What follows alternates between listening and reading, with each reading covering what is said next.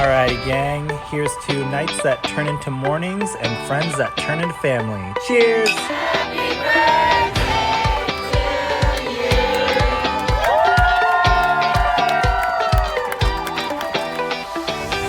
Hello, and welcome to the Friendship IRL podcast.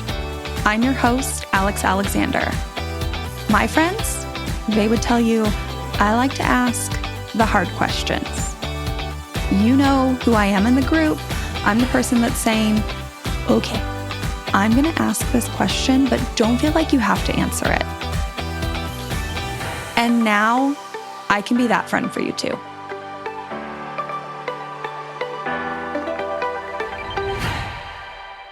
Friends, I freaking loved this conversation with Brandi. So much. We had so much fun. We talked about the real stuff.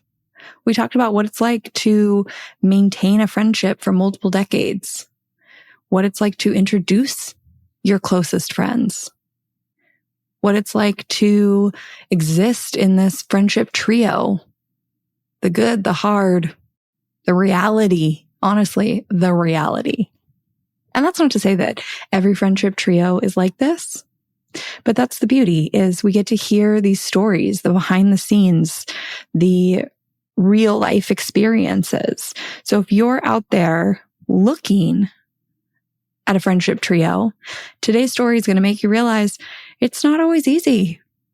It's definitely not equal. Everybody fits their roles. Everybody supports their individual friendships. Everybody puts in the work. And it does create something beautiful.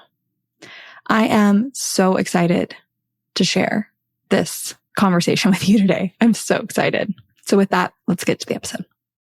Hi, Brandi. I'm so happy you're here. We've already been laughing. We're going to have a good time. We've been having a good time. I'm ready for more good times. So I was so excited when you reached out because I get questions about what we're going to talk about today, which is kind of this idea of like a friendship trio all the time.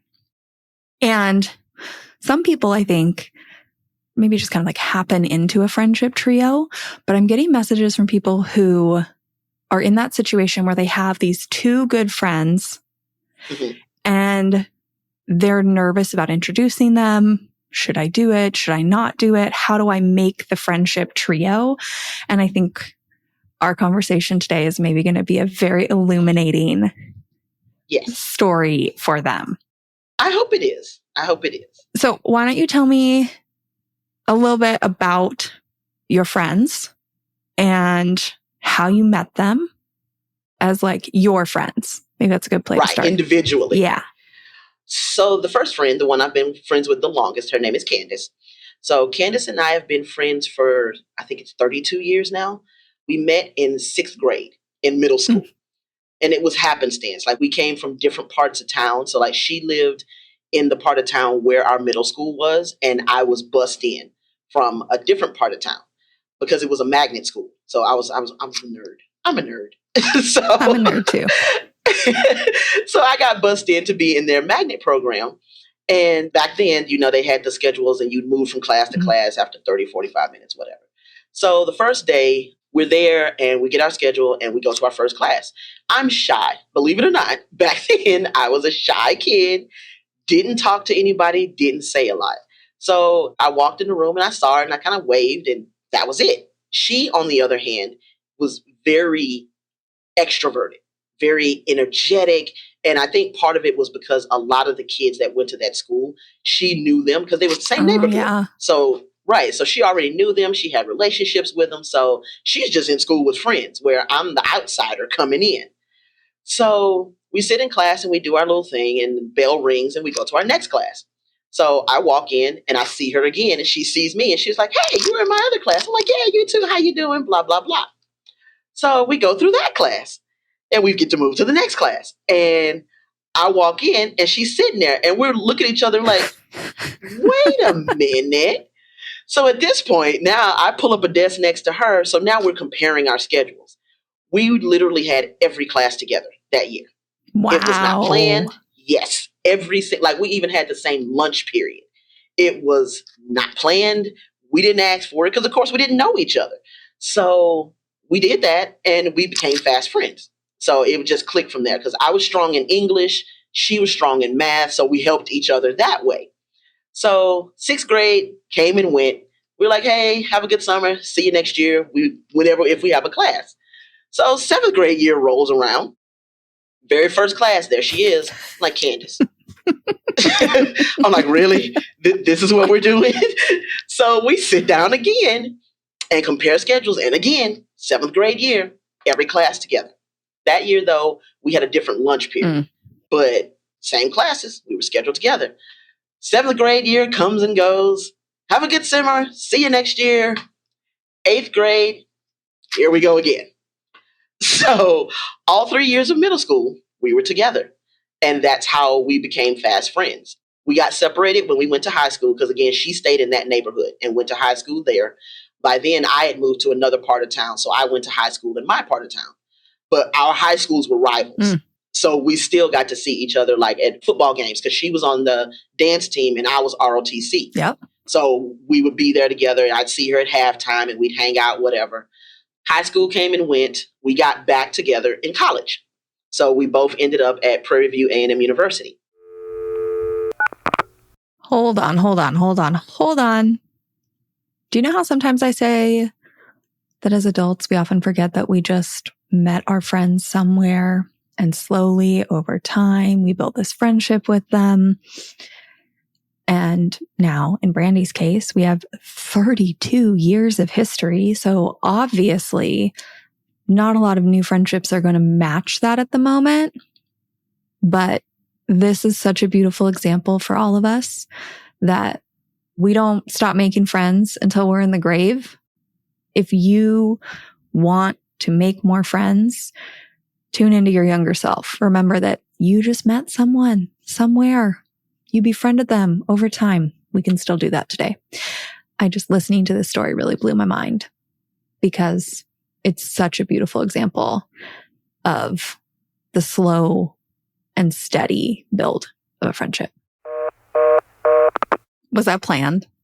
Were you guys like, we're going to apply? That was kind of planned. Yeah. Okay. Come on. That was kind of planned. That one was, because I don't think she had intentions of going there, but I had. Yeah. So my plan had been to go to PV because that's where my mom went. So I was following my mom to go to PV, keep it in the family. So I planned to go there and I told her that and she was like, okay, well, I'm going to go too. And I was like, okay, cool. So we ended up at PV together.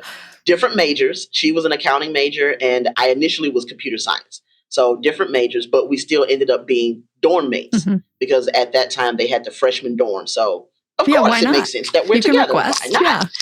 Exactly. And that's what we did. So we went throughout college. We pledged. Actually, I pledged first. I joined Sigma Gamma Rho Sorority Incorporated.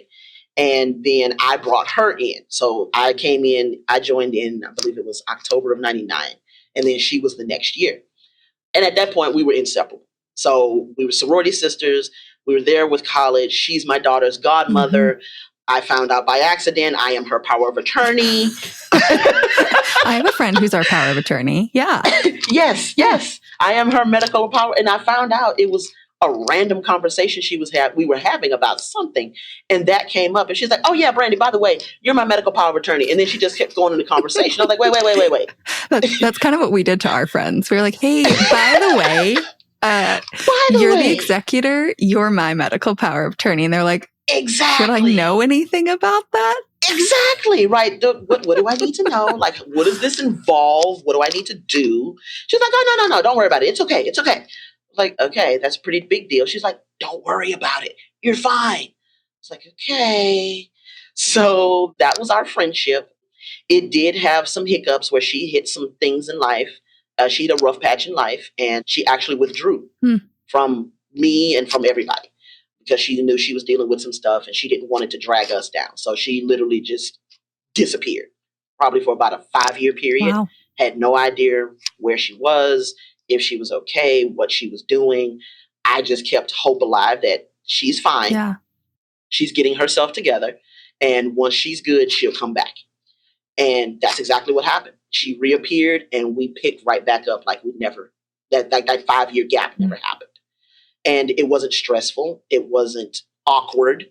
Like, we have an understanding with each other, and we're very blunt and straightforward. So I'm like, okay, I'm not going to pester her with questions. When she's ready to talk about it, we'll talk about it.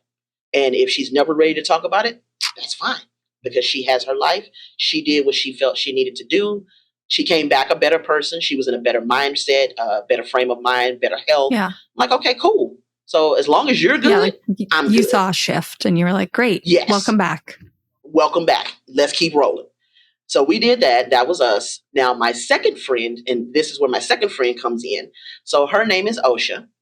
She and I have been friends for 20 years. Mm-hmm. Osha and I met when we both worked at Target together. She was already there, and I came in as like a part-time cashier. But I think I had worked there for probably about a year before I actually met her, because she was like a department lead, and then I got promoted to a department lead. So then that's how we met. And it was like usually work talk, just chit-chatting about what was going on in our departments and all this, that, and the other. And then the team leads, we had an office, like where all the team leads had a desk. So me and Osha's desks were right next to each other. So we would take our breaks together, and then we would kind of start talking about our lives. She told me about her kids, and I was telling her about my daughter, and it just clicked. It just clicked. It wasn't hard. I didn't have to make it happen. It didn't have to work at it. It just happened. And over time, we got closer and closer, and it came to the point where I merged the two. Yeah. So for me, it was natural, because I'm one of those people, I don't surround myself with a lot of people. Mm-hmm. So my friend group is very small, and I'm very protective of them. So I'm like, okay, for me, it was like, okay, I need to see how Osha is before I bring her into Candace, because I know how Candace is. Like, I know how Candace is. So I need to see if I think they'll mesh well together. And I think it was one night I was going to Candace's house, and I had been hanging out with Osha, and I was like, hey, we're going to go to Candace's house. And she's like, okay. I'm like, yeah, you're fine. And she was riding with me in my truck. Like, she had brought her car to my house and parked it. So we were riding together. So I'm like, yeah, you really don't have a choice, because I'm driving. Yeah, like, we're going. Here we go. We're going. Yeah. So we got there, and I was like, hey, we walked into the house. And when we pulled up to Candace's house, and I got out and I walked in, opened the gate, pulled out my key ring. She's like, wait, what are you doing? I'm like, what do you mean, what am I doing? We're going in the house. She's like, you have a key to her house? Yes, I have a key to her house. Oh, yeah. I have a key to her safe deposit box. I am her power of attorney. I have keys to everything. I know her passwords for everything. I'm like, yeah, that's us. So we walked in. I was like, hey, her mom was there. I was like, hey, mama, how you doing? Chit-chatting. And Candace like, Harpo, who this? I'm like, I said, my bad. I'm so rude. Candace, Osha, Candace. We're all friends now. Talk. And that's literally what I did. And then I walked out of the room.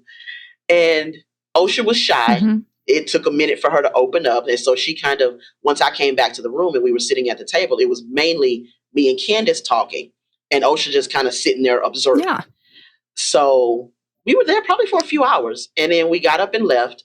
And on the way home, Osha was like, she's different. I said, yeah, she is. She is very different. And she asked the story, like, how did y'all meet? Blah, blah, blah. So I told her the story.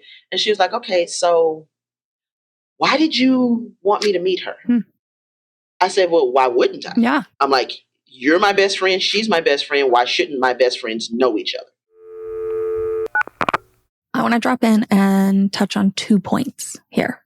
The first one, you will notice that Brandi's saying, right, like, oh, she's my medical power of attorney. I have keys to her house and her lockbox.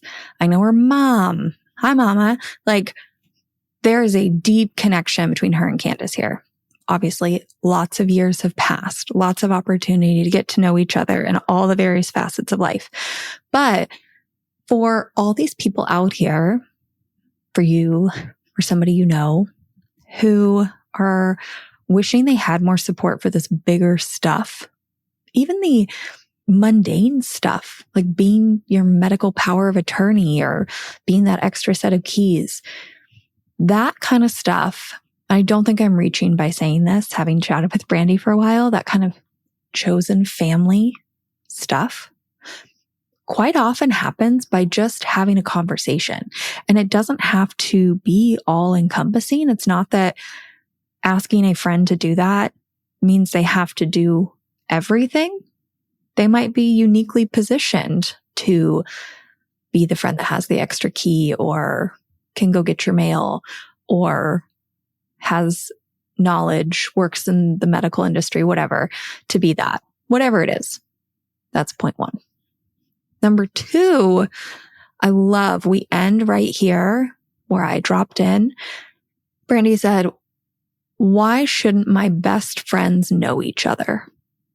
And I want to draw attention to this because quite often when people tell me that someone is their best friend or they're having best friend problems or they feel bad because they have this one best friend, but then in another time of life, they develop this other one. Like I've heard it all. My question is, best friend for what? Because it's very unlikely that your quote unquote best friend really has the ability to hold you and support you in absolutely every area of your life. You are a unique person. They are not the same. They may not have the right skill sets. So what Brandi is really saying here is I have these two really close friends. I've known Candace forever, basically her family. I know her mom and her family, and I can let myself into her house and we take care of each other. I also have Osha, who I worked with, who I've really gone through these last few years with. Like they're holding different parts of life. So it's not a competition. The ways they came to be are different. And I think in any friend trio, friend group, friend whatever, if we can get rid of this idea of best friend, or at least lean into this idea of best friend for what, but more so just take a little time to reflect on why these people are important to us, how they show up for us, how we show up for them, then it makes it so much easier to balance multiple friendships at once because we don't feel like it's a ranking system. Suddenly we can look at it and say, oh, she supports me in work. She knows my past. She's the person I would call in an emergency. You see where you're valuable in their life and where their other friend is valuable in their life. And that makes it easier. If nothing else. Exactly. If I nothing talk else, about y'all need stories, past experiences. Like Exactly. you're both here. You should just, if nothing else, now you know who that person in that story is. Yes. Yeah. Now you can have a face to the name to go with the story. And for Osha, it was more, she had not had a strong female friend in her life. So that was me. I was that person for her. So I was her shoulder to cry on. I was her ear to bend when she was upset or whatever. So she got comfortable with me. And over time, it took her time to get comfortable with Candace because in her, Osha's mind was like, why does she want to be friends with me? That was her thing. Like, why does she want to be my friend? And what does she want from me? And why would she want to be my friend? I can't give her anything.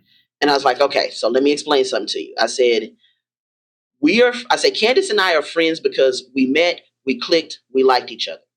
I said, at the time we met, it was about how we could help each other, but we were in school. Yeah. So she was helping me pass math. I was helping her pass English. We were good. But I said, beyond that, we don't want anything from each other except friendship, an ear to bend, the loyalty, the dependability, the reliability, the comfort. We just want to be friends with each other. And that's it. There's nothing else. And I was like, Candace is not a friend with you because of what you can do for her. She doesn't know you. So she don't know what you can do for her. And I said, let's just be real. In the very beginning, I told Osha, I said, Candace is cool with you because of me. Yes. Because, that's it. No other reason. And Osha was like, wait, why? I said, because Candace and I know each other, we've known each other for so long, she knows the type of people that I deal with. She knows the type of people that I have around me and that I hang out with. So she knows without us having a conversation. But Candace knows if I'm introducing her to somebody that's from a different avenue of my world, she knows that they're solid people. They're not on the bull. They don't play the games. They're not full of that dumb stuff because that's not how I operate. I don't deal with people like that. So Candace knows, okay, you're good people. If Brandi bringing you around and Brandi hanging out with you, then you're good people. And that was it. And irrelevant of whatever happens between Candace and Osha, doesn't matter. Candace cares about you. And it's like, okay, well, if you're enjoying your time with Osha, I'm happy for you. I'm happy you have a Exactly. work friend. I'm happy that you have somebody to talk to about this thing and that thing, and you share these interests. For Candace, that's a plus. Yes. It doesn't detract Yes. at all from your relationship with Candace. As your friend, she can Exactly. just be happy you have OSHA. If nothing else, Yes. that is why Candace would care about OSHA, because you Right. care about her. Yeah. Exactly. Exactly. And that's what it is. And it took OSHA a while to understand that, because again, it was me introducing her to Candace was a Mhm. dynamic that she hadn't had in her life before. So now she went from having one solid female friend to two that had no expectations of her. There was no grandiose, oh, well, you have to do this and you have to do that. And there was none of that. We just want you to be you. And I'm going to be me, and Candace is going to be Mhm. Candace. And we just going to all have a good time together. And it just evolved. So it became, to get OSHA more comfortable, I would just start, when I was with Candace, if she called, hey, what you doing? I was like, oh, well, I'm on my way to Candace's house. And then she would like, oh, okay, Mhm. well, I'll talk to you later. I was like, no, what are you doing? Yeah. Well, I wanted to hang out with you. Okay, come on, let's go. We're just going to go eat. So let's go eat. And it was stuff like that. Yep. Like I kind of had to pull her out because she Mhm. wasn't comfortable. But I knew she needed that aspect of it. So it was just kind of pulling her out of that shell and getting her more comfortable with being around us, hanging out. And then over time, she began to form Mhm. her friendship with Candace, independent of me. And it made her uncomfortable, Mhm. really. It made her uncomfortable because we talked about it. And she was like, I have something to tell you. I'm like, okay, do I need to sit down for this? What's going on? She was like, I hope you're not going to be mad at me. I'm like, OSHA, just spit it out. What is it? I talked to Candace. Okay. I'm like, where are we going with this? Yeah. She was like, that was it. Okay, you talked to Candace. Big deal. She's like, you're not mad about it? Why would I be mad about that? She said, well, I always talk to you about things going on with me and my problems, and I vent to you. And I'm like, right. And she was like, well, I thought you would be upset because I wanted to get Candace's opinion. No. Why would I? I said, that's why I gave you Candace's number. Mhm. You have her number. I said, yes, I am protective of Candace, but not so much to that point where I'm like, she's my friend. Nobody else has access to her. You can only talk to her when I'm around. I'm not like that. We're not doing that. So I'm like, that's fine. I say, because in as many ways as Candace and I are alike, we're also different. Yeah. We have different mindsets and we think about things differently. So I'm like, that's fine if you want to talk to me about a problem and then get Candace's point of view, because she may be able to come at it from an avenue I hadn't thought about and you hadn't thought about. So I'm like, there's nothing wrong with that. And she was like, you're good with it? I don't care, OSHA. Y'all are my friends. I love y'all. As long as y'all are good and y'all are healthy, you're happy, your mental is okay, your physical is okay, your psychological is okay, I'm okay. Mhm. Whether I'm a part of the conversation or not, because I said it, let's just be real at the end of the day, I'm going to be part of the conversation because either you going to tell me or she going to tell me. So I'm like, let's just be real about And it. if they didn't tell you, if it was something that was just between them, That's at least they fine. have each other. Because they Yes. need someone, And that's and what for I told some her. reason, that's not you. And like, who Exactly. cares? Because it's you for so many other things. Yes. So Yes. whatever. That's what it is. Because I know to this day, there's been conversations they've had together, and Candace was like, well, I talked to OSHA. She didn't want me to tell you about it. I'm like, okay, Yeah. cool. And Candace and I have had conversations about OSHA that stay between us. Me and OSHA have had conversations that stay between us. Candace don't know about. And I'm like, that's fine. We're not being shady. Mhm. We're not being deceitful. I said, we're being friends and we're respecting each other. So I was like, OSHA, if you have a conversation with me, because she knows that, like, we're a triad. So she knows ultimately our conversations always end up, everybody knows Mhm. everything. But like I told her, I said, if you come to me and you talk to me and you're like, okay, well, B, I just want this to stay between me and you, bet. Yep. It's going to stay between me and you. Candace will never know we had the conversation. And there's been a few times that I think she wanted to test that theory, Mhm. and we would have a conversation, and then me and OSHA would have a conversation, and then when the three of us got together, OSHA would bring it up, and Candace would say something like, "What are you talking about? What?" And she'd be surprised, and then OSHA would look at me, and then she's like, "Oh, well, Brandi didn't tell you," And Candace be like, no. And then you're like, you told me not to, so I didn't. Exactly. And that's exactly what I told her. I'm like, you told me not to say anything, so why would I? I said, that's your business to share, not mine. Oh, and yeah. if you ask me to keep my mouth shut, then I'm going to keep my mouth shut. And if it's going to be shared, it's because you share it, not me. But that's not my business to share. If you don't want it out there, it's not my business to put it out there. So I will hold your secrets and they will go to my grave with me. It's remembering, like, I think when people think of friendship trios, they think of everything goes everywhere. And in reality, you have your friendship with Candace. You have your friendship with Osha. Osha and Candace have their friendship.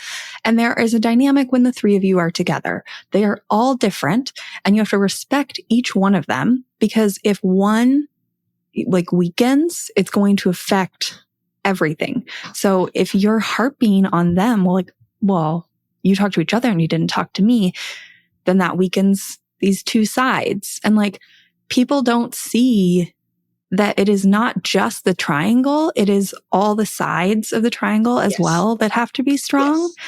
And that those are all individual relationships that have to be respected.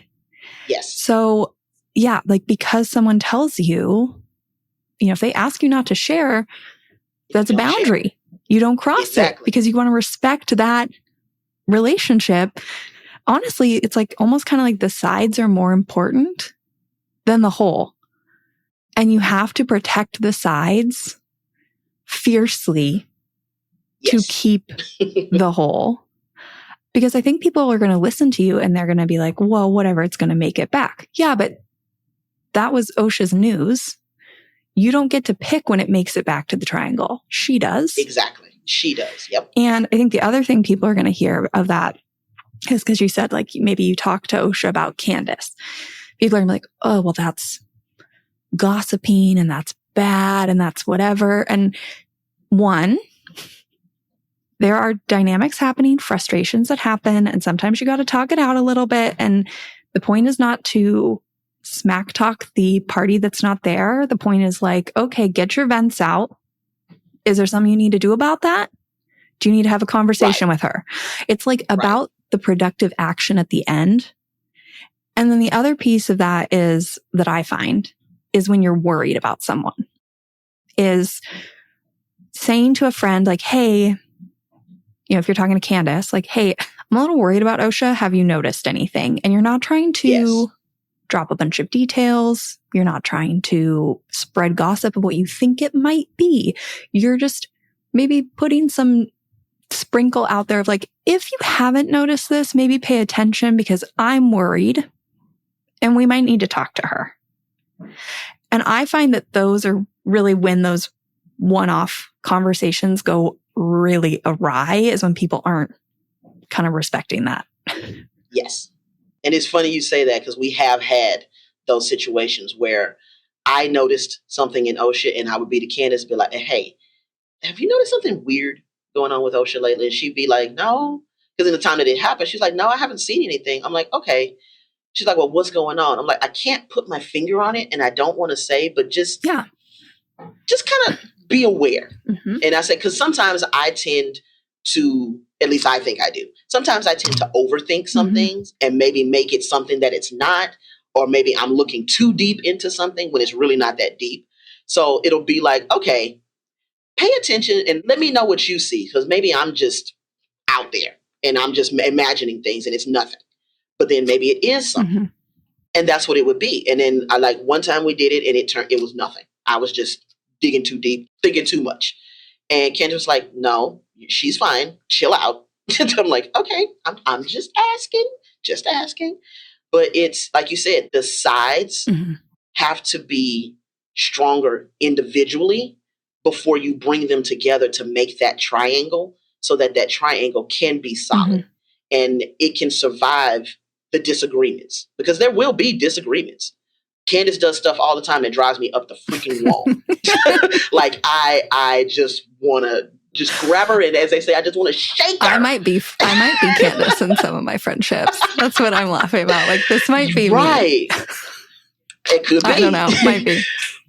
But our friendship is strong enough where I could be like, Candace, come on, you know better. And she's self-aware enough to be like, well, you know what, Brandi, I know, but I just want to try it. I'm like, okay, but you know how this is going to end. Why? And we just go back and forth like that. But at the end of it, there's no feelings hurt. Nobody's mad. The friendship isn't suddenly over. We keep moving. Now, Osha and I, on the other hand, we'll have those conversations. And I know my friends. So I can go raw as I need to with Candace, and I will be fine. With Osha, I can go raw, but I have to prepare myself that she's a little more sensitive. So she's going to take it differently. So when we're having those conversations, I'll already know. I'll tell Osha, like, okay, so what I'm about to say is going to make you mad. So just be prepared. And you know I don't say it to be mean. You know I say it because I'm not that friend that's going to sugarcoat. I'm going to tell you the truth, even if that truth hurts you.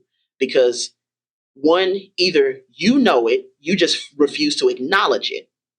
Or two, it's never been said to you, but it needed to be said. Or like they say, it's that elephant in the room that nobody's talking about, but it needs to be talked about. So I said, I come to you from a place of love. Yeah, it's a little brutal sometimes, but I love you. So I'm going to give it to you. And I already know with Osha, when I make her mad, I'll get, okay, B. Okay, B. Okay, B. Well, I got to go. I'll talk to you later. Okay, cool. Not a problem. And I know I might not hear from her for a day or two. I've had to do this before. Yeah. And after that day or two passes and she comes back to me, and 99.9% of the time, it's always, B, I thought about what you said and you were right. Okay. I'm like, I knew you were going to get there. You just had to get out of your feelings and understand that I'm not attacking you. I'm not being mean. I want the best for you. And sometimes in order for you to see that you need the best, I have to beat you upside the head with my words for you to understand it. But we all have that dynamic. We're respectful of each other. We make time for each other. We understand what's going on in each other's lives. If we're at the point, it's kind of like a relationship. Once you get to learn them, you can know tone of voice. You can, like, I'm that one, I can read somebody's emotion through a text message. It's like, oh, she'll send me a text. And I'm like, hey, how you doing? What's going on? And she'll like, I'm okay. I'm calling her. What's wrong? But what you mean, B? What you mean? No. You can't slip a can of oil. What's going on? And we'll get it. Candace, on the other hand, if she's going through something, she will fall back. She'll just go silent. She'll go radio silent. So I know something's going on. She's not ready to talk about it. I'll just send her a random text. Hey, just checking on you, see what's going on. You want to go eat lunch, whatever. And then when she's good, she comes back in. But we understand that about each other and we make it work. And it's worked fine to this day. And it continues to work.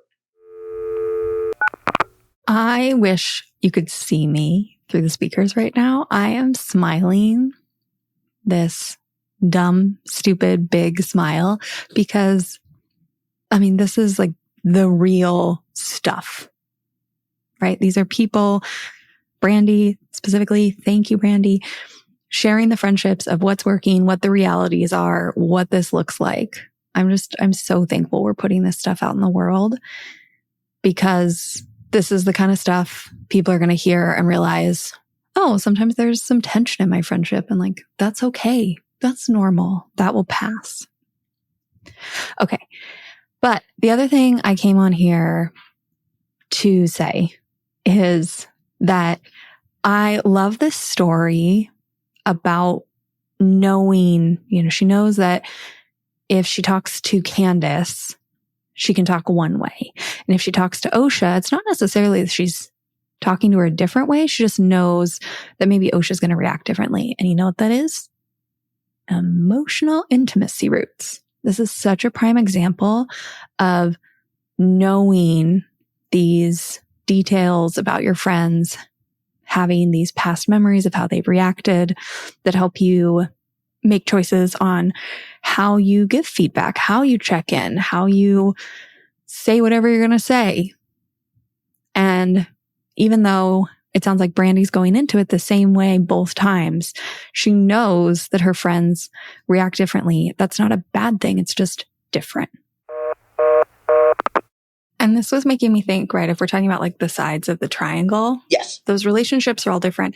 There's like different dynamics, different roles. So it sounds like you're kind of the, I'm going to call your bullshit person in this triangle. Yep. I'm quite often this person, right? You're like mentally prepared that they may not talk to you. I have done this many a time.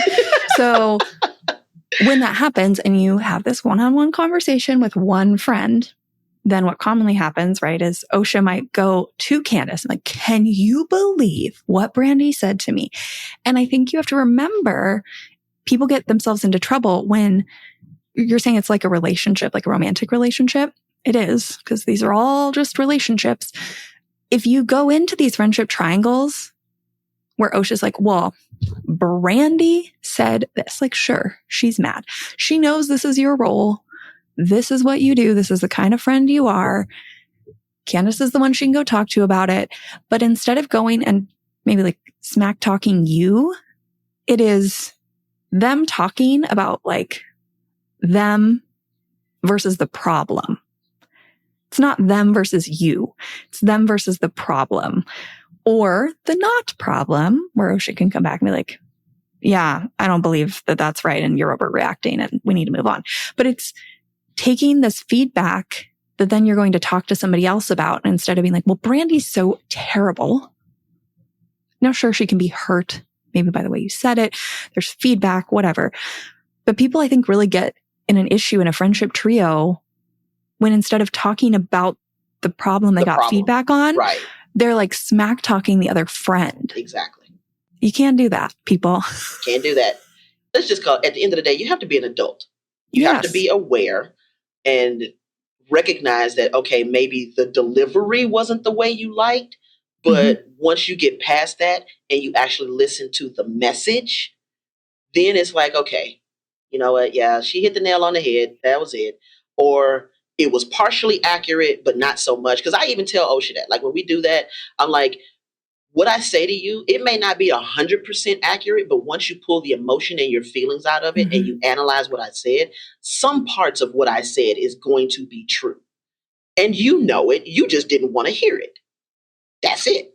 Otherwise, you wouldn't have said it, because you probably spent a lot of time thinking about it before you said it, not wanting to just like be reactive. Right. I get this. This is me too. Yeah, exactly. And then the other parts of it too is checking your ego. Because it's one of those where, like with me and Osha, like if I had a big ego issue when she would just not talk to me, I'd be like, okay, fine. I'm not dealing with this. I don't want to talk to you no more. We're done. But I don't take it personally because I know her upbringing and her life is different from mine. It's different from Candace's. So I've learned that about them, and I understand how there are some things in like how Osha reacts and behaves and says that I'll take from her because I know her background. Whereas with Candace, it's totally different. Like, okay, come on, chill out now. Watch it. I know you're upset, but watch it. So it's understanding those different, like you said, the different dynamics and the different aspects and the life experiences that we've all gone through. Because Osha has dealt with things in her life that I've never dealt with. Candace has dealt with things that Osha has never dealt with. Like we all have different paths in life. Yep. We've walked different paths.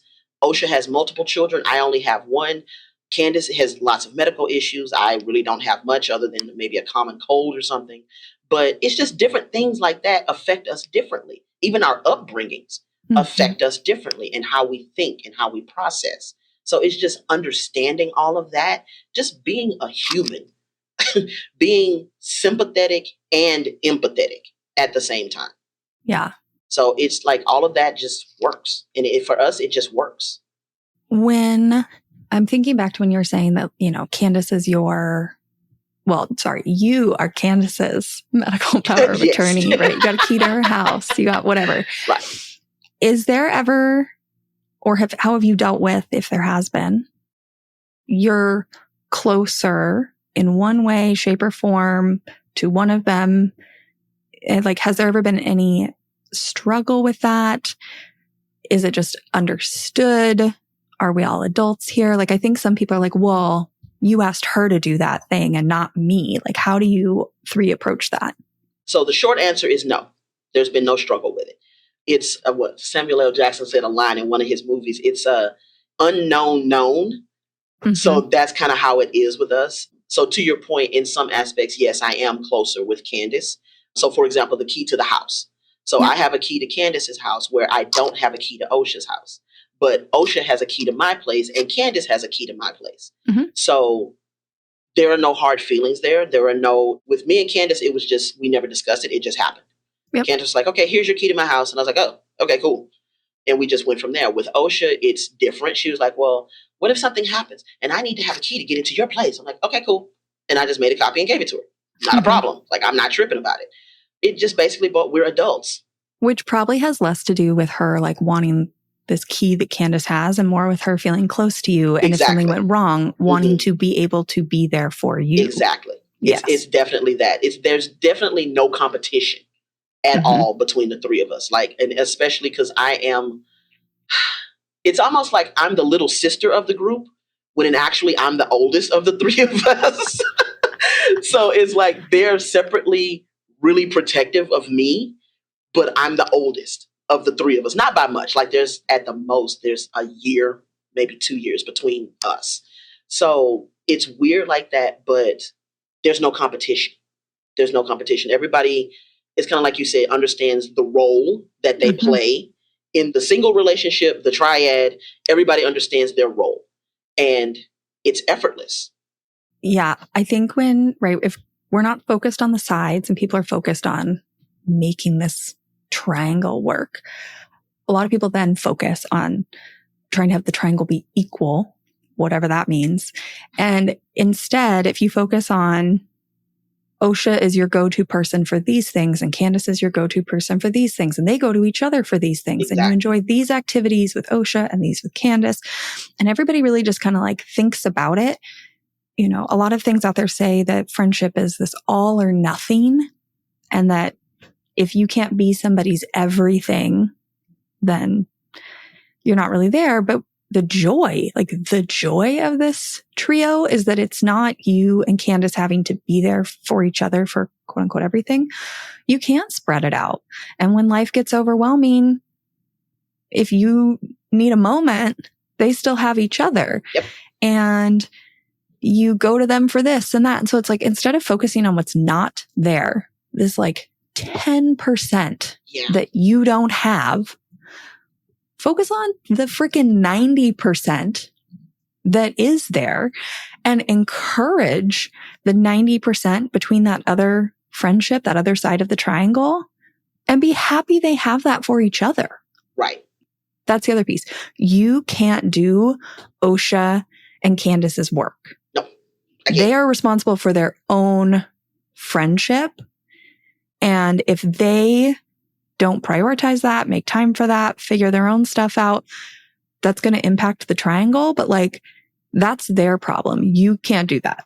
And I think a lot of people get themselves in trouble trying to do that. Yeah. And then people also have to realize that in a triad friendship, this is not going to be an equilateral triangle. No, yes. It's not.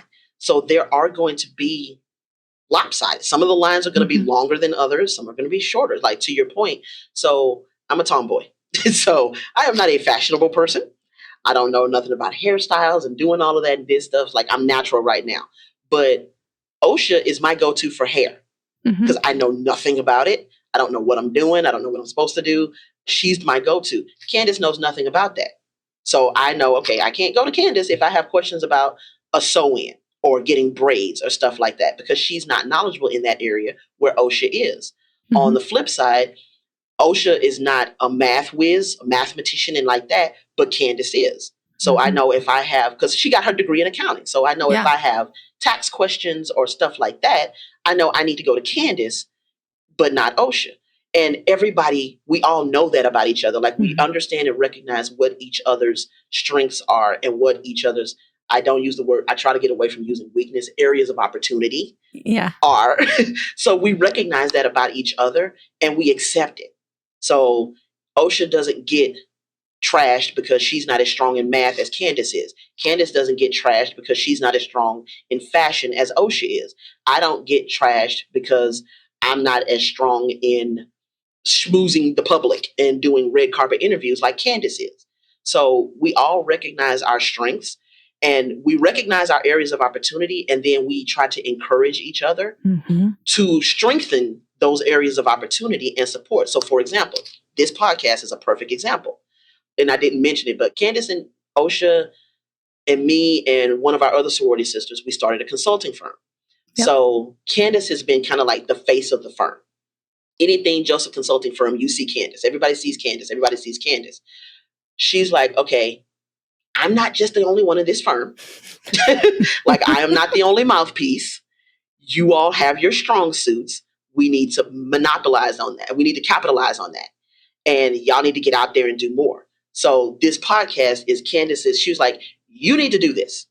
I'm like, okay, if I have to, okay. But she was like, Brandi, people need to see you more. They need to hear you more. They need to learn your expertise. They need to hear your background, know your history, know that you're part of the firm and that you are a very intelligent person and that you're not just a shadow in the background or a picture on the website. Like, you actually play a part in this firm. So that's her way of forcing me to address my area of opportunity of just being out there and speaking. Like, she's the one, she's like, Brandi, you would do really well at public speaking. I'm like, really? I don't see it. But I'm like, okay. She's like, Brandi, when you talk about something that you're passionate about and you know a lot about, she's like, there's an authoritative tone in your voice and you get excited and you're animated. And she's like, that resonates with people. I'm like, okay. If you say so. Thanks, Candace. Thanks, Candace. You got Brandi here. Right. She knows what she's talking about. That's for sure. And that's it. So I'm trying to, she takes the opportunity to work with me to try to get me more into areas and avenues where I can speak on stuff that I know. So like, I work in retail, been in retail for years. I'm in retail management. So she was like, Brandi, you know how to coach people to lead teams. You know how to develop people. You know about learning how to get people to do what you need them to do without being that dictator standing over them with a whip. I was like, well, yeah, I have to in order to be successful with my job. She's like, yeah, people need to know that. I was like, oh, okay. Okay. I'm like, I think I'm the example of you can be very educated and still be a little slow sometimes.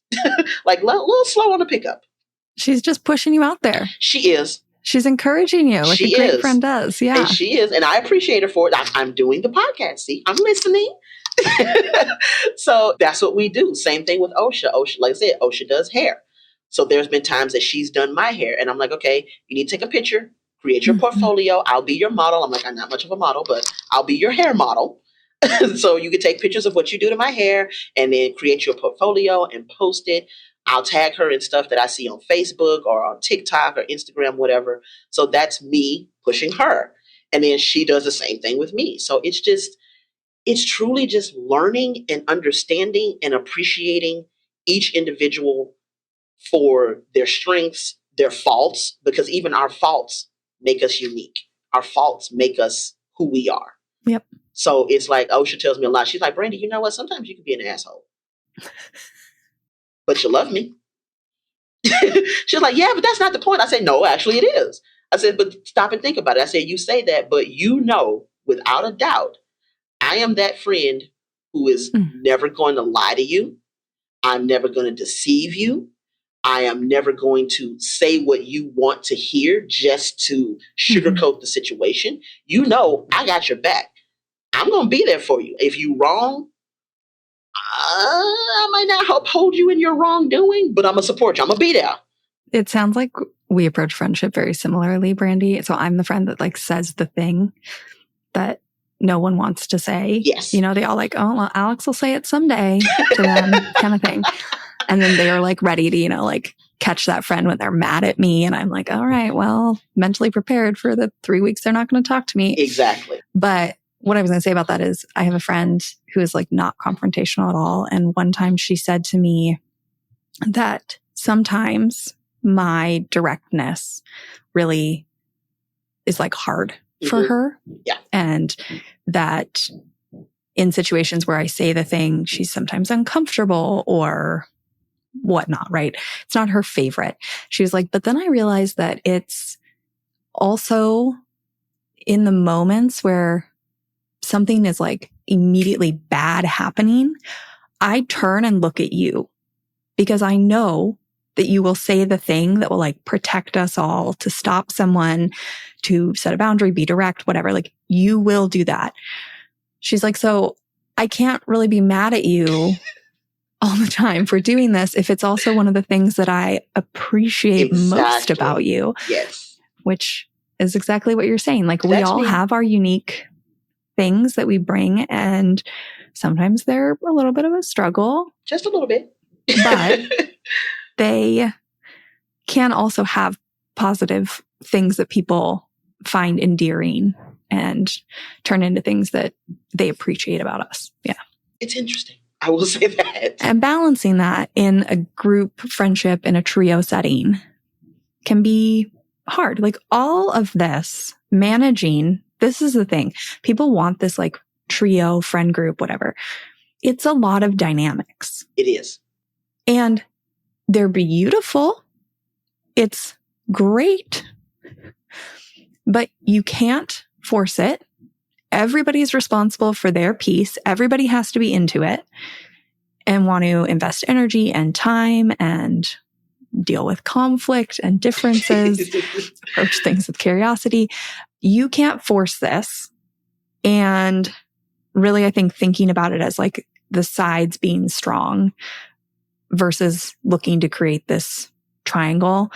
And like every time you're uncomfortable, thinking to yourself about how things being quote unquote equal or the same is not actually serving, because every relationship's unique and like those sides are all unique and those are what need to be strong. And then part of it too, a lot of it is being like, for me, it's almost kind of like I'm since I brought them together, I'm like the nucleus of the triangle. Mm-hmm. So for me, and I'll say that to your viewers that are struggling with it, if they're the one who, let's say, created the triangle, there's a lot that goes on within yourself. So like you said, the other two, so in my case, Ocean and Candace would have to put in the work to make their friendship work. But if they didn't, as the creator of said triangle, I can't beat myself up for that. Nope. Because it wasn't my job to make their relationship work. That's on them. But I can't beat myself up. I can't guilt myself, be like, oh, I never should have done this. This was the dumbest idea ever. I can't do that to myself. I have to be patient and be fair with myself and understand that, okay, and that's how I went into this. And I understood that, like, okay, just because it was seamless for me and Candace, it may not be that seamless for Candace and Ocean. Yeah. So I was aware of that. And if it worked, it worked. And if it didn't, it didn't. That was not going to take away from my relationship with Osha or my relationship with Candace. It's just, if, let's say, this had not worked out, for me, that would have been, okay, cool. So now I have to figure out how to manage both relationships independently to make sure that I'm not neglecting one or the other. But at the same time, like you said, at some point you have to step back because it may become too much, because it is a lot. It is a lot. Even though you're not trying to force it to work, it's still a lot managing it. Yep. So I do have my points, because Osha brought that up. Like at one point she was going through a really, really tough patch. And we were on the phone, or I was with her like literally multiple times a day, every day. And at one particular point we were talking and she was like, B, how do you do it? And I'm like, how do I do what?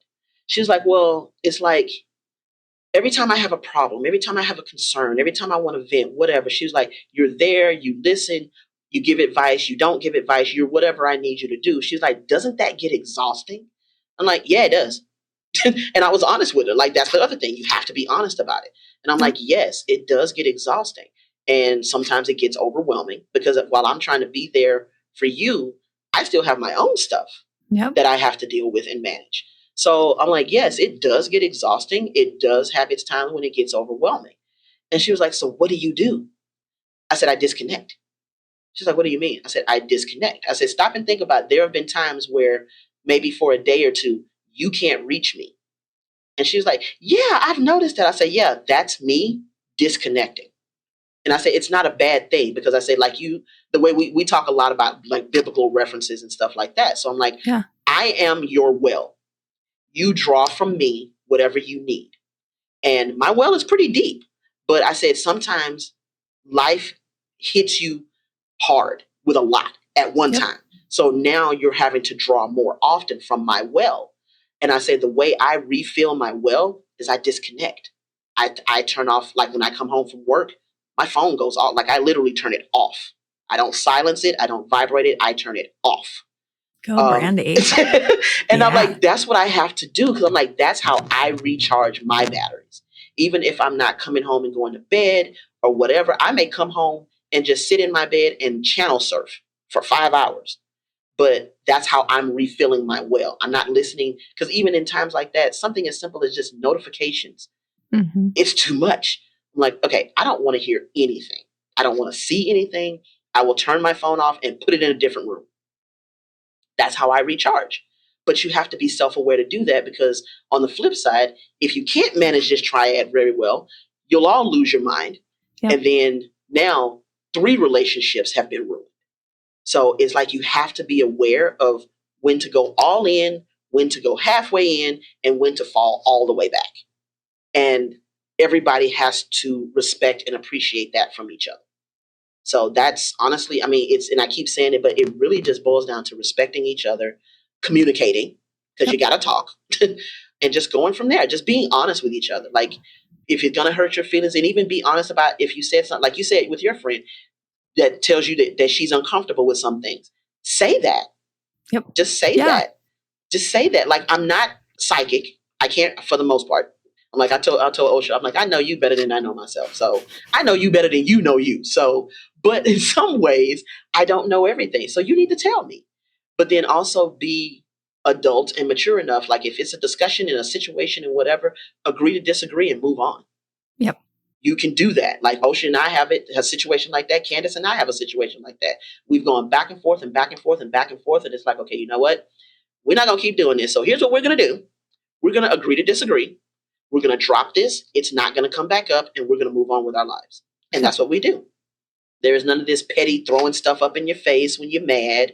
There is none of this embarrassing one in front of the other because you're trying to make a point or they pissed you off. Like, grow up.